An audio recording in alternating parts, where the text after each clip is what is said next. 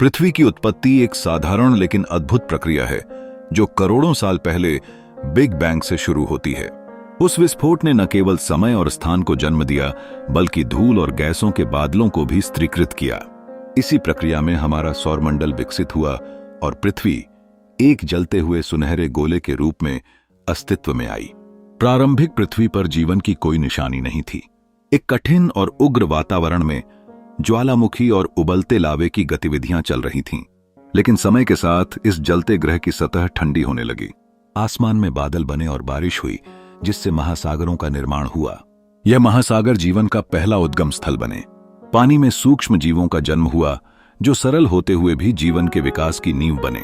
शैवाल और बैक्टीरिया ने वातावरण में ऑक्सीजन छोड़ना शुरू किया, जिससे पृथ्वी की गतिविधियों में क्रांति आई।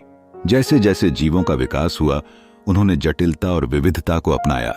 समय के थपेड़ों ने छोटे समुद्री जीवों को जमीन पर जड़ें जमाने का मौका दिया। यहां से डायनासोर का युग शुरू हुआ।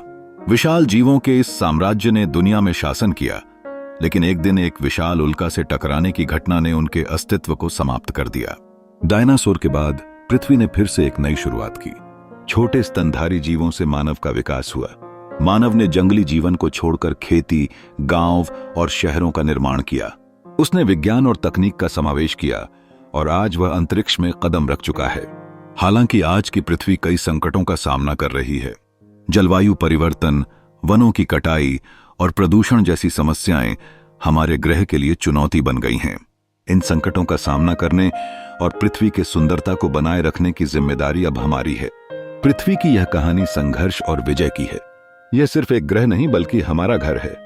हमें इसे संजोकर रखना होगा ताकि आने वाली पीढ़ियां भी इस नीले ग्रह की खूबसूरती को देख सकें। धरती का सम्मान करें, यह हमारा अभिमान है।